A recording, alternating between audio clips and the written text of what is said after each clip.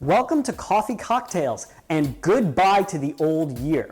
As I record this video right now, it is December 31st, 2023. And I thought a good way to ring in the new year would be to make a festive drink, eggnog. One of my favorites ever since even I was a little kid. Although I've been finding recently that store-bought eggnog just doesn't taste the same. Maybe it's different, maybe I'm different, but homemade is really the way to go because you can age homemade eggnog. And what better way to ring in a new year than to age homemade eggnog for a solid year in the refrigerator. That's right, I will not drink this eggnog until December 31st, 2024. It is safe to do so because we're aiming for an alcohol content of 20%, around 18 to 20% ABV.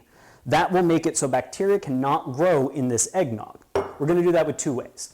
We're going to use a fair amount of liquor, and we're not going to age all parts of the eggnog. I'm going off a wonderful America's Test Kitchen recipe that I've modified. The best recommendation is to not add dairy to the eggnog until after the aging process, right before you serve it. And that way we will need less alcohol in order to increase the ABV of the aged drink without increasing the ABV of the final drink. So step one in eggnog, eggs. A dozen eggs. 1, 2, 3, 4, 5, 6, 7, 8, 9, 10, 11, 12. You really want an egg, don't you? You can't have one.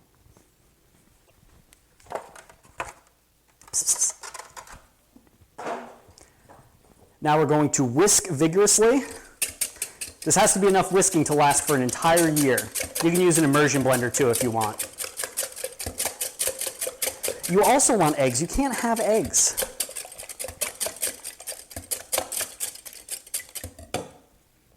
Then we're going to add a cup and a half sugar. It is eggnog.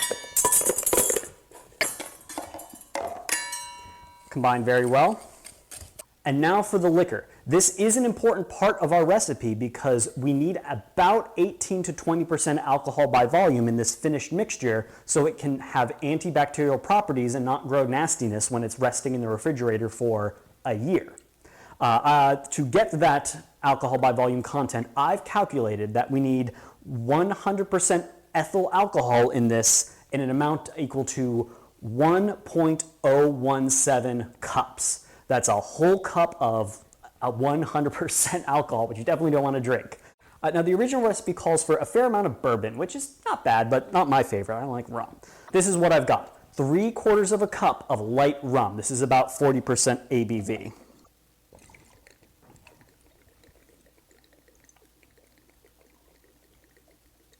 Now, you absolutely cannot have rum. I'm simply putting my foot down. 3/4 of a cup dark aged rum. This is also about 40 to 45% ABV.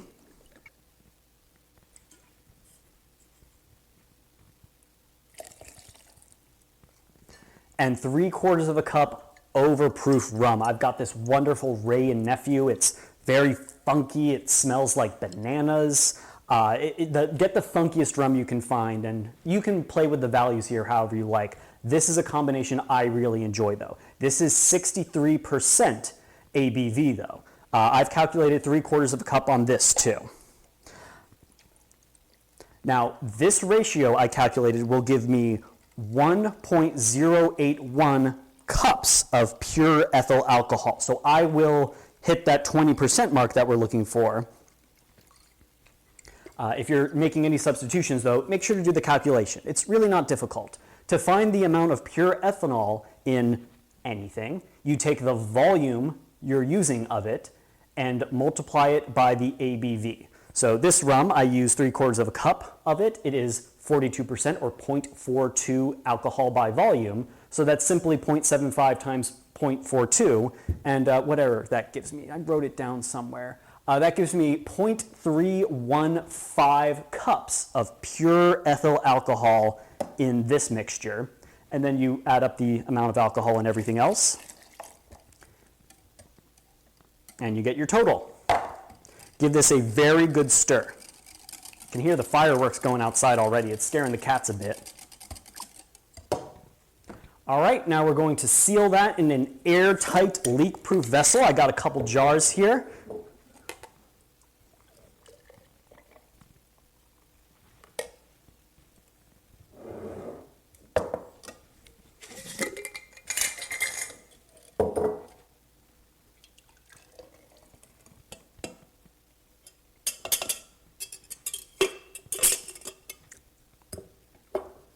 That's good.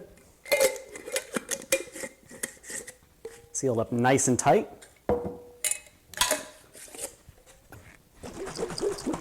Great. I'm going to put these in my refrigerator, and I'm not going to touch them for a solid calendar year. 2023 was a rough year for me, so I have a lot to look forward to in 2024. I think this will be a great opportunity to look back on the year and see how far I've come. So I'll see you in a year. 1 year later. Oh, that was a long year. That was a long, long year. Ugh. Went to California for work and back for a couple months. That's 2 cross-country moves, 2 more than I generally like. Put out a lot of fires this year, some of them literal. Some people do not listen when you tell them you can't cut polycarbonate in the laser. I had more cat oncologist appointments than I would have liked to have this year, but I made it through. And if you're watching this video, then so did you. So if that's not something to celebrate about, I don't know what is. Let's talk about this eggnog. All right, this has been dutifully sitting in the back of my fridge for an entire year. And it has never really done anything except look like this. It's never looked weird. It's never off-gassed. I opened it a couple of times just in case there was any like carbon dioxide or something building up in it, and there hasn't been. Sometimes it would separate a little bit, and I would just give it a shake. But yeah, it's probably safe to drink. It smells, smells like booze. So yeah, I don't really want to just dive into this and just drink it without knowing that it's safe, though. So we got to figure out, I guess, some way of seeing if we could see what kind of germs are growing in here. We need to, I guess, do some kind of bacterial testing. Yes, I got some agar petri dishes, and we're going to swab this eggnog and see what kind of bacteria grows in this agar. Now, agar, or I guess more formally agar-agar, is a medium made from seaweed, I think. Bacteria and germs, they love it. So it's like an all-you-can-eat buffet for microbes. So if you put something on this agar and let it sit for a couple days at body temperature, then if there's any bacteria in it, odds are it's going to grow and grow well, and we'll be able to see it. So that's exactly what we're going to do with this eggnog right now. So I have both jars here. I'm going to swab both jars just to check, just to make sure one isn't different than the other. We've got some sterile swabs. And I'm going to test each jar twice. Small jar, large jar, 1 and 2. That's not sterile anymore.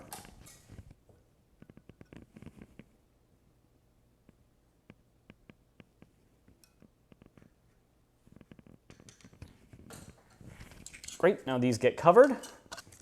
Then we're going to test other jar.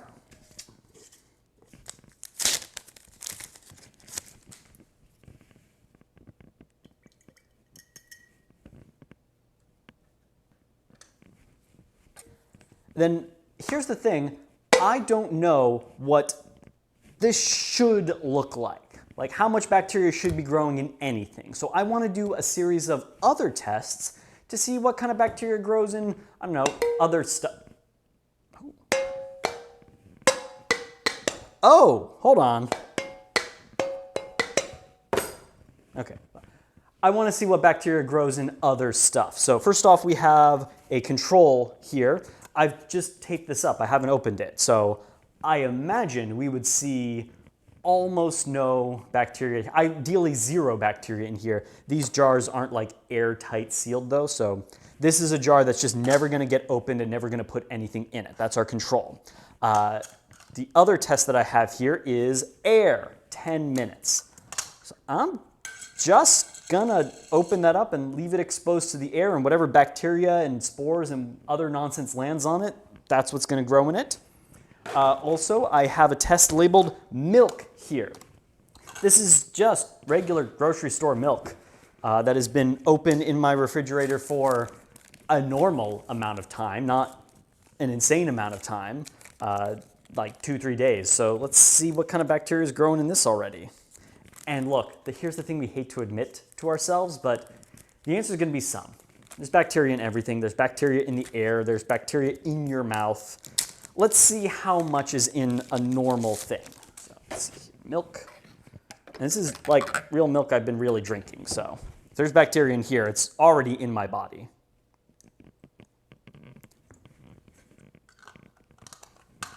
Next up, we have kefir or kefir, depending on how you pronounce it.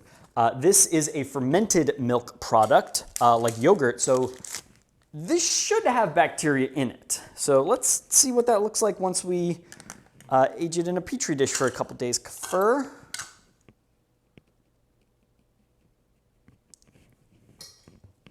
Cover that back up, because I'm definitely going to be drinking that later.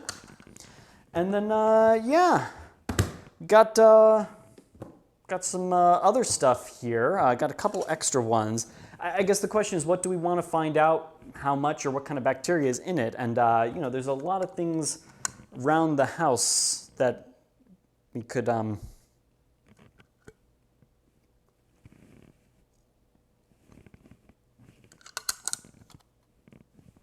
right. One more left. Oh, hello.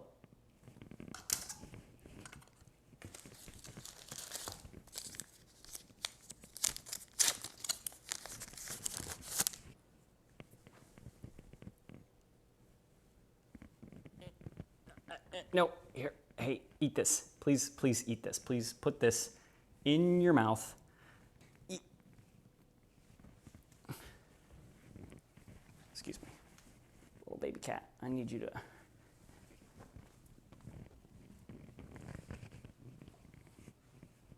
Oh, hey. How about you? Okay. Lucy. Hey there, Miss Lucy. All curled up in your little cat bed. Can I convince you to put this deep within your mouth?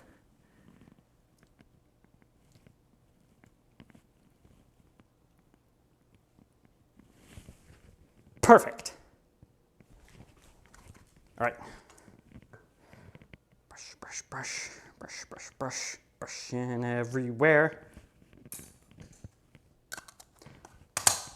All right, there we go. I'm going to put all of these agar trays in a sous vide, a very carefully controlled temperature environment, to put them at body temperature, 98.7 FM, the Fahrenheit, for 2 days.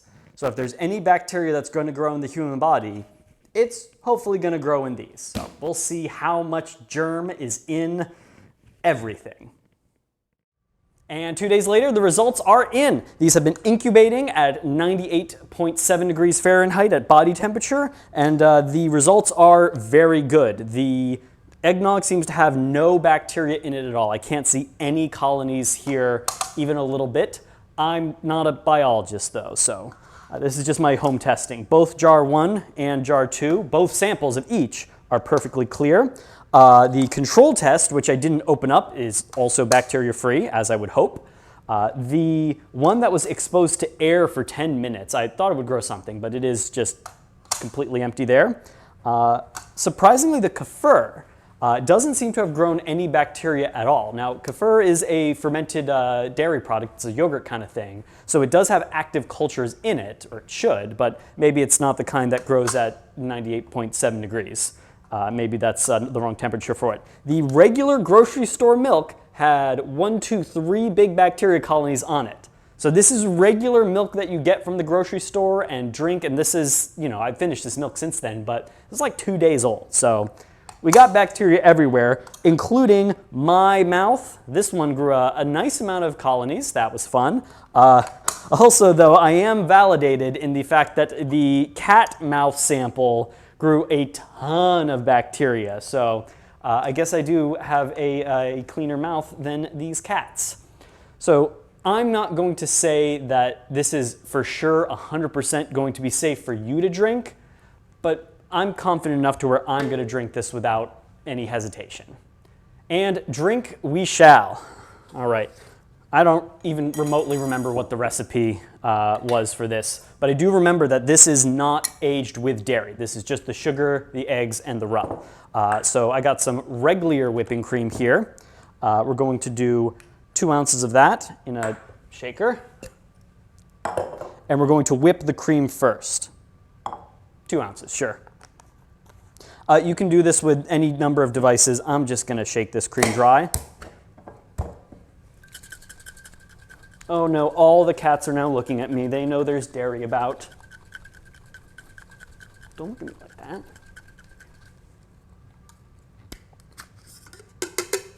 It's a pretty nice cream. And we're going to do 2 ounces of the eggnog.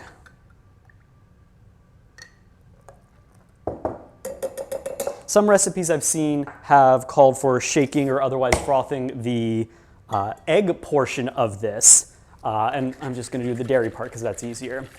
Now, I do need to acknowledge something. A couple days ago, the equally popular, vastly more popular than me, YouTube channel run by Adam Ragusia did a video called Aging Eggnog for 2 years. So he clearly had a head start on me, but you know, I like his channel a lot, and I learned a lot from it. I think we arrived at the same pretty neat conclusion that eggnog is cool. But let's see if it's good. That's a nice froth. You could serve this over ice or with something else, but it's the new year. Cheers. It's good. Was it worth 2024?